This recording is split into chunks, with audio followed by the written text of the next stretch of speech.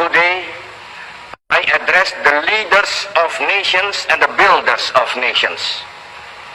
But indirectly, I speak also to those you represent, to those who have sent you here, to those who have entrusted their future to your hands.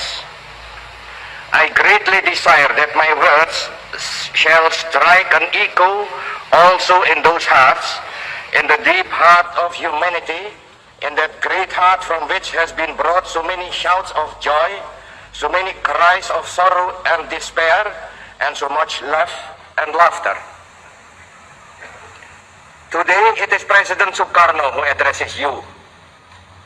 But more than that, though, it is a man, Sukarno, an Indonesian, a husband, a father, a member of the human family.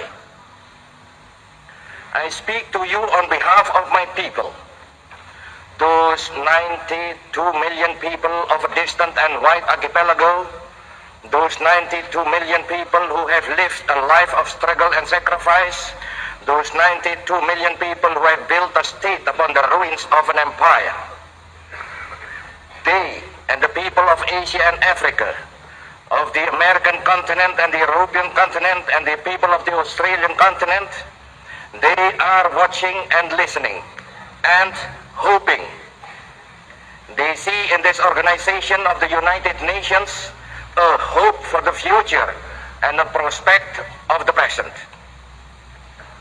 The decision to attend this session of the General Assembly was not an easy one for me to take. My own nation faces many problems, and time to solve those problems is always short. However, this is perhaps the most important assembly yet held, and all of us have a responsibility to the rest of the world as well as to our own nations. None of us can escape this responsibility, and surely none wish to. I am very sure that the leaders of the younger and the reborn nations can make a very positive contribution to the solution of the many problems facing this organization and the world at large. Indeed, I am confident that man may once again say, the new world is called to redress the balance of the old. It is clear today that all major problems of our world are interconnected. Colonialism is connected to security. Security is connected to the question of peace and disarmament. Disarmament is connected to the peaceful progress of the underdeveloped countries. Yes, all are connected and interconnected. If we succeed in finally solving one problem, then the way to the solution of all the others will be open. If we succeed in solving, for example, the problem of disarmament, then the necessary funds will be available to assist those nations which so urgently need assistance. 5 years ago, 29 nations of Asia and Africa sent their representatives to the Indonesian city of Bandung. 29 nations of Asia and Africa. Today, how many free peoples are there? I will not count them, but look around this chamber now. Then tell me whether I am right or not when I say that this is the time of the building of nations and the time of the emergence of nations.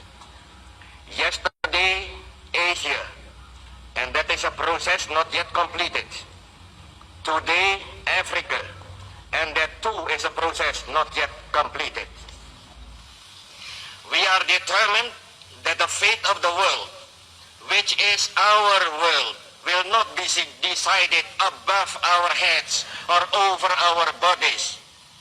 It will be decided with our participation and cooperation.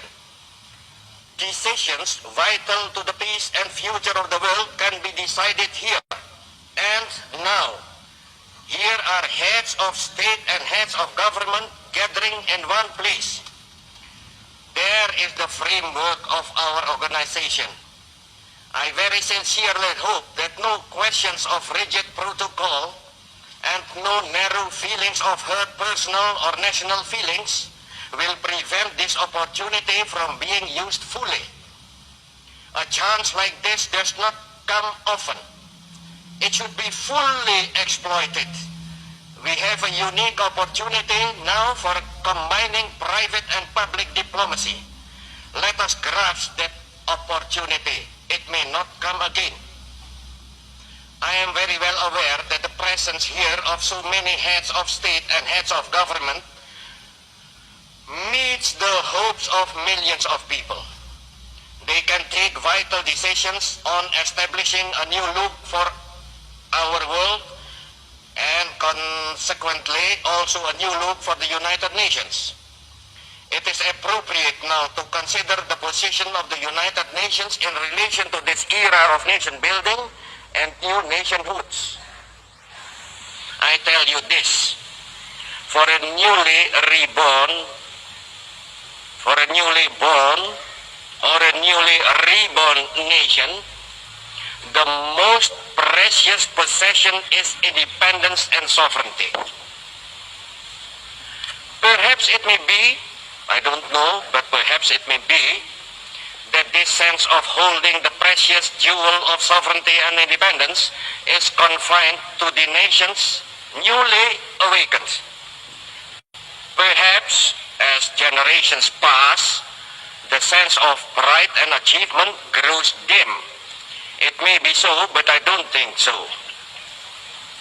This is an international body.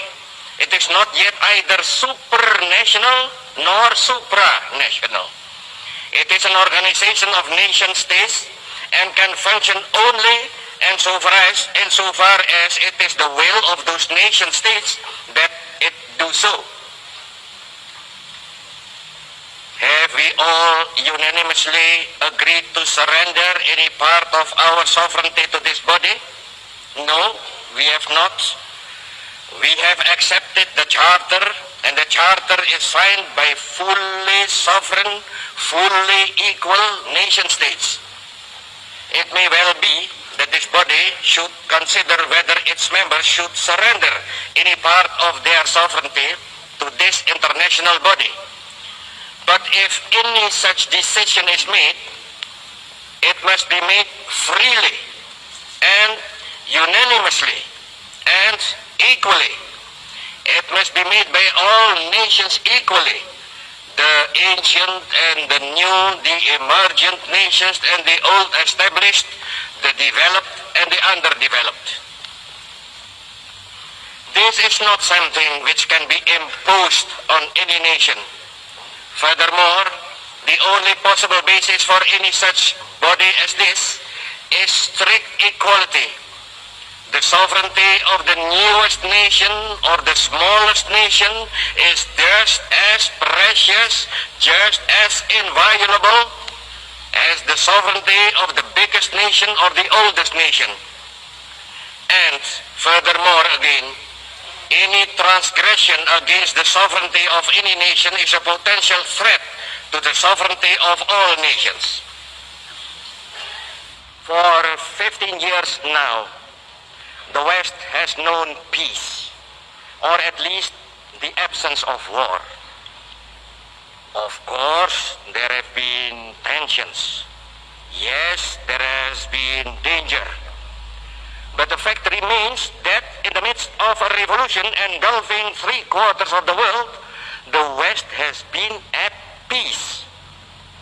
Both great blocs, in fact, have successfully practiced coexistence for all those years, thus contradicting those who deny the possibility of coexistence. We of Asia, I repeat, we